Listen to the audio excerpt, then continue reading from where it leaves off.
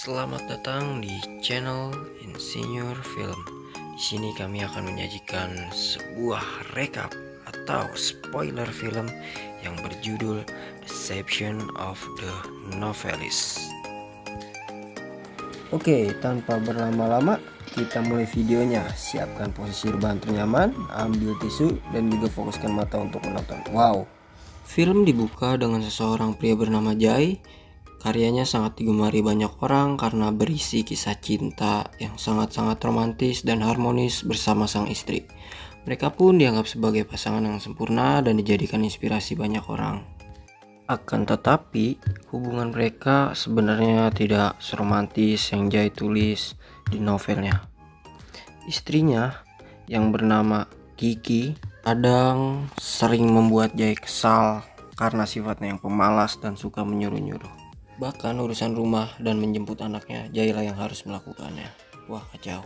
Tentu saja Jai hanya bisa memendam kekesalannya itu karena tak ingin cekcok ataupun bertengkar oleh sang istri demi menjaga citra hubungan mereka yang sempurna di mata para penggemar novelnya. Selain menjadi penulis, Jai pun juga mempunyai bisnis apartemen ataupun hotel yang diwariskan dari orang tua Jai. Kebetulan Jai pun tinggal di apartemen tersebut.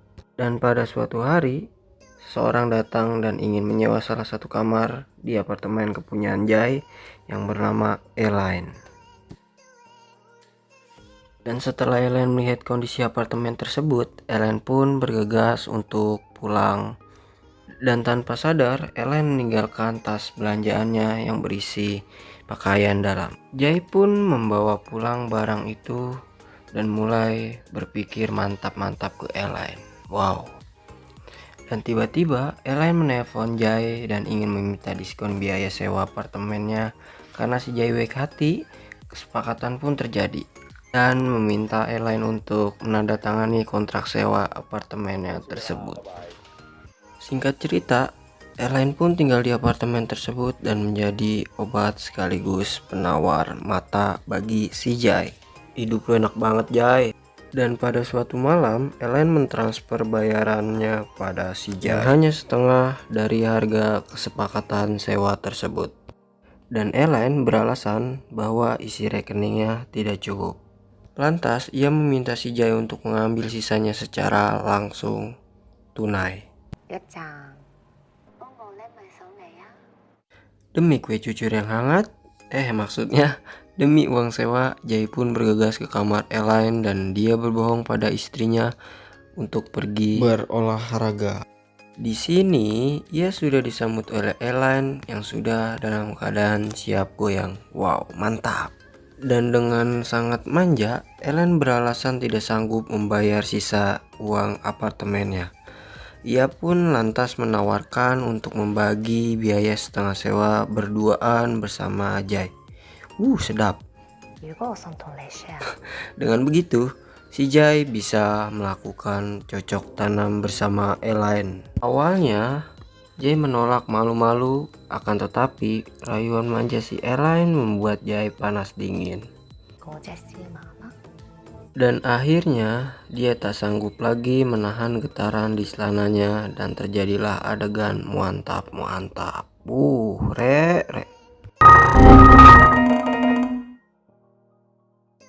Kemudian hari-hari berikutnya Jai pun selalu berbohong pada istrinya untuk keluar berolahraga ke tempat gym. Padahal yang terjadi dia berolahraga di kamar si Elaine. Sampai suatu ketika Elaine pun kembali ingin meminta sewa gratis pada bulan itu. Ia berjanji akan membayar semuanya pada bulan depan. Walaupun sama-sama enak, Jai pun menolak karena sudah terlalu banyak memberi diskon kepada Elaine. Tetapi untuk meyakinkan Jai, Elaine menulis surat pernyataan kalau Jai bisa melakukan apa saja pada dirinya sesuka hati dan tetap akan membayar setiap bulan. Seketika Jai pun mau dan siap menerima bayaran sewa kapanpun yang Elaine bisa. Mereka pun melanjutkan permainan dan tanpa Jay sadari, surat pernyataan yang sudah ditulis Ellen terjatuh ke bawah ranjang. Lanjut, Kiki mulai merasa curiga pada kelakuan si Jay yang sering pulang terlambat. Bahkan, hari itu ia baru ada di rumah saat pagi hari. Sejak saat itu, akhirnya Kiki selalu ikut setiap kali Jay ke tempat gymnya. Hal itu pun membuat Jay tidak punya kesempatan dan akan mencari alasan untuk bertemu dengan Elaine. Selama berhari-hari, ia pun hanya bisa memanfaatkan waktu buang sampah untuk sekedar beradu jotos bibir bersama Elaine.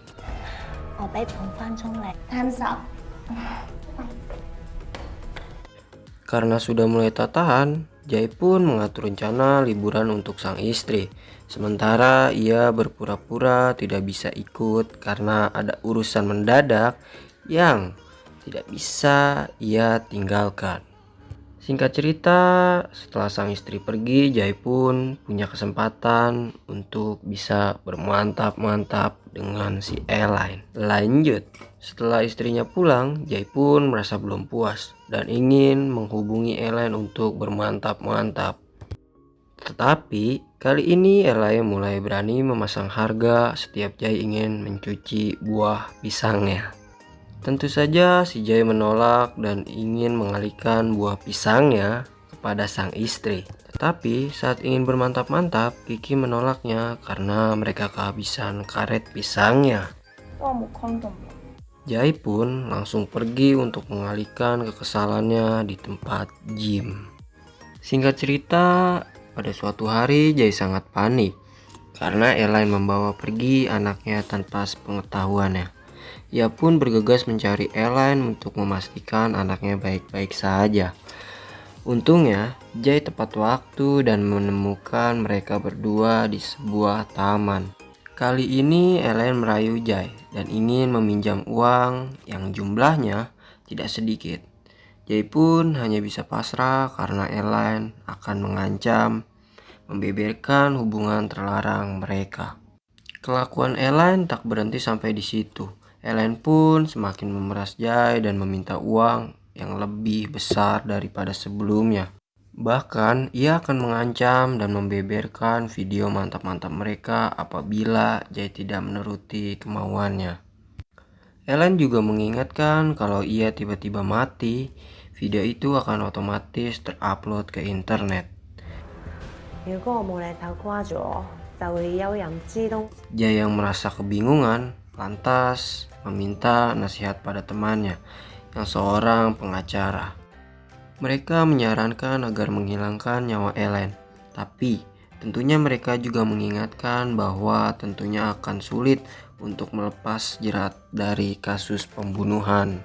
Tapi si Jay tidak menanggapi serius saran dari teman-temannya. Singkat cerita, suatu malam Elaine tiba-tiba ditemukan tewas mengenaskan di jalan. Polisi yang menyelidiki datang menduga bahwa Elaine jatuh dari atas apartemennya. Polisi pun datang memeriksa apartemen kediaman Elaine dan meminta Jay ke kantor polisi untuk diinterogasi lebih lanjut. Awalnya Jay berkata kalau hubungannya hanya sebatas penyewa dan pemilik apartemen.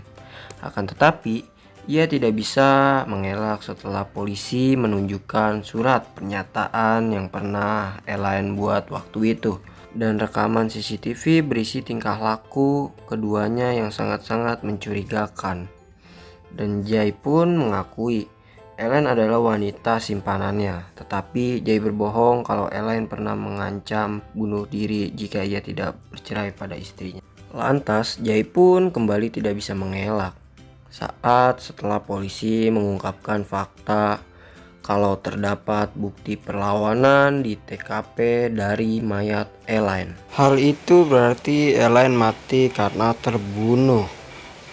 Akhirnya Jay pun kehabisan alasan dan mengakui ialah yang telah membunuh Elaine.